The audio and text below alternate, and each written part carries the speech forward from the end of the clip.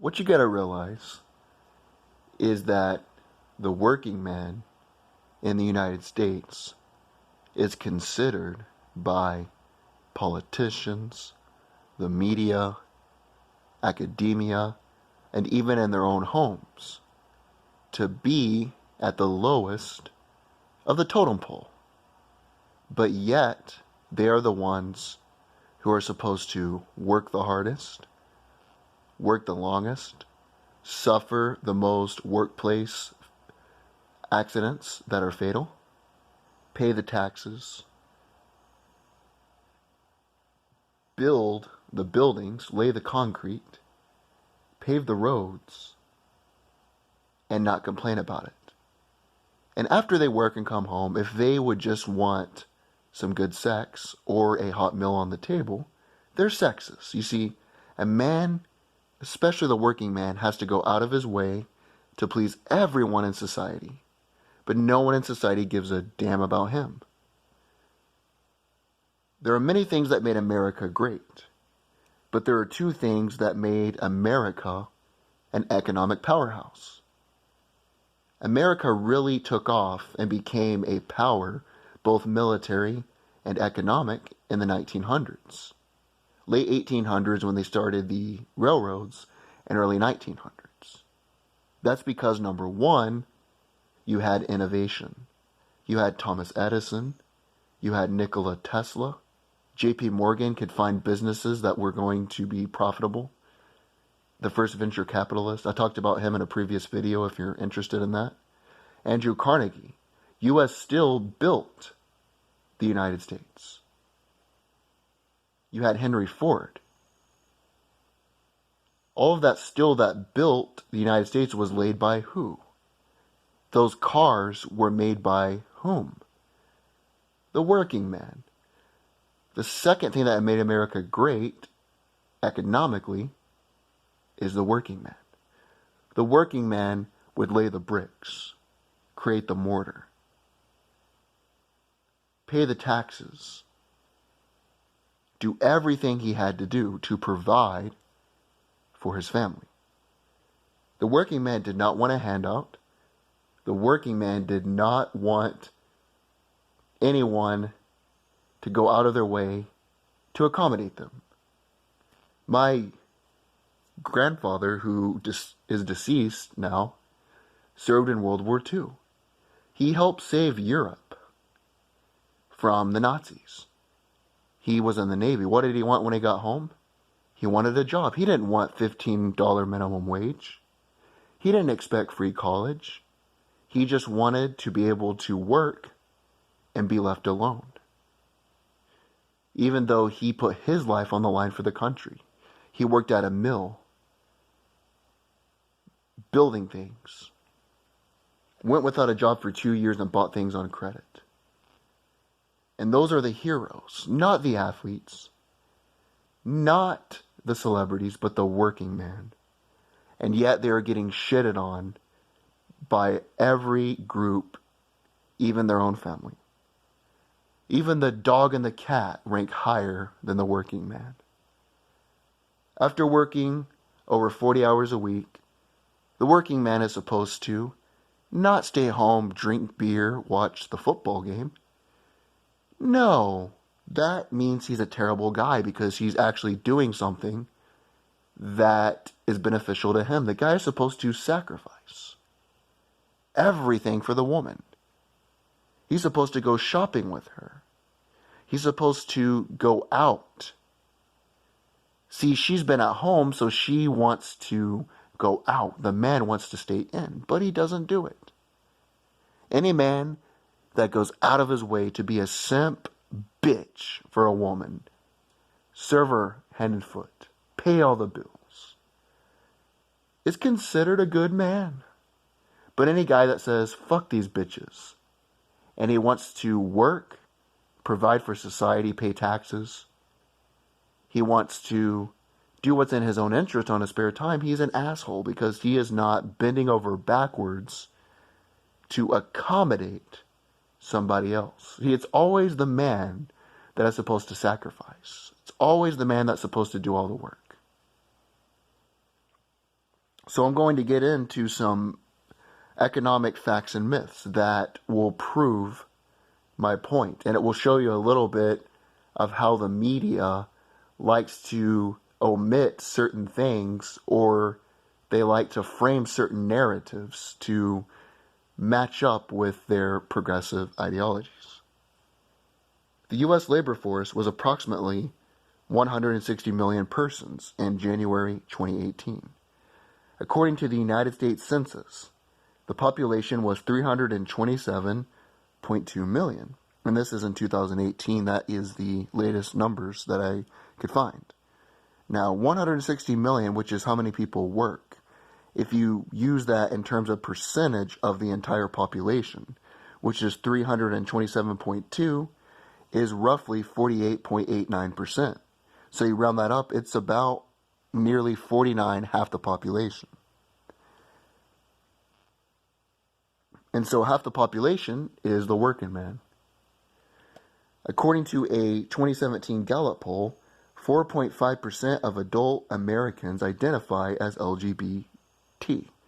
According to Pew Research, 1.4 million American adults are transgendered, or 0.5% to 0.6%, which is 9 million, and 5% is gay.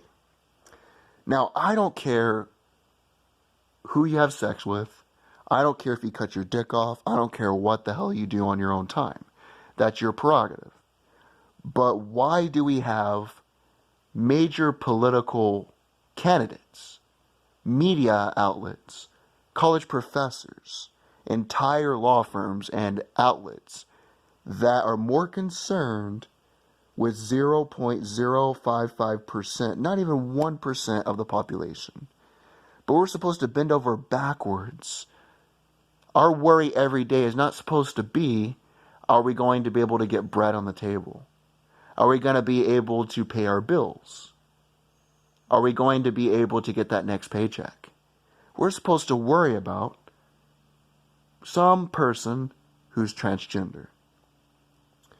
According to taxfoundation.org, Americans will work 42 days to pay income taxes, 11 days to pay property taxes, 15 days to pay sales and excess taxes, and 26 days to pay payroll taxes. In total, Americans work an average of 94 days to pay income tax, or 3.09 months. So think about that. You're working, on average, 3.09 months to pay for your taxes and expenses. And people want to raise that. They want to raise that. So what do you want us to do? Do you want us to have to work 6 months out of 12 to have to pay for the budget? And another thing, we're supposed to always, and here's the thing, I get some people are downtrodden. I understand shit happens. Some people are disabled. I get that. We need to help those people. America is so rich in terms of material wealth, the richest country in terms of material wealth in the history of the world. We need to help those people. I agree. But here's what I don't understand. Okay, the minimum wage in Tennessee, which is my state I'm currently in, is $7.25. But most manufacturing jobs, even Walmart here, pays $11 an hour. So if you make $11 an hour, you work 40 hours, you net $1,907 per month. So according to the food stamp eligibility, if you're one person, you must net a minimum of $990 a month to receive food stamps. So we're supposed to be more worried about people on food stamps than the working man. I'm telling you, people don't give a shit about the working man. Now, I'm not even saying that that person should not get food stamps. The point I'm trying to make is that we're more focused on them than we are the individual who is busting their ass. Think about it, Walmart. Manufacturing jobs, you're going to make too much money to be able to get food stamps if you're a single person. According to Investors.com, the Treasury Department reported this previous week that individual income tax collections for fiscal year 2018 totaled $1.7 trillion. That's up $14 billion from fiscal year 2017 and an all-time high. Now let's go back over that. That's up 14 billion. Well, who produced that 14 billion? Well, the individuals that invested in those businesses. So the individuals that paid the workers, the individuals that invested in the factory machines, the grocery stores, and then the working man contributed $14 billion last year to the government, which is an all-time high in history. Interesting, when you cut taxes, businesses hire more people and the government ends up getting more revenue. Interesting how basic economics always tends to work. According to usgovernmentrevenue.com, in fiscal year 2019, total government revenue, federal, state, and local, is estimated to be $7.1 trillion. Think about that. $7.1 trillion. So that amount of wealth is going to be coming from the working man, driving trucks, working in factories, stocking grocery shelves, laying concrete, fixing the roads. Federal revenue is budgeted at $3.44 trillion. State revenue is $2.11 trillion. Local revenue is estimated at $1.47 trillion. According to BudgetBasics.com and the Peter G. Peterson Foundation, the top 1% of American taxpayers pay an effective rate of 30% on average. And so here's something that you hear quite often by politicians. It's that the 1%, especially Bernie Sanders and these Marxists, and you have these dumb college kids that they think they're intellectual, but they don't know anything about economics. And obviously they don't know too much about history if they support socialism. But the top 1%, according to, let me make sure I'm 100% accurate, BudgetBasis.com and the Peter G. Peterson Foundation, the top 1% of American taxpayers, on average, pay 30%, while the bottom 20% pay an average of 3%. So I always hear the top 1% should pay more. Well, how much more should they pay? But who is the 1%? See, they just throw out the blank term 1%. Who is the 1%? Who are they?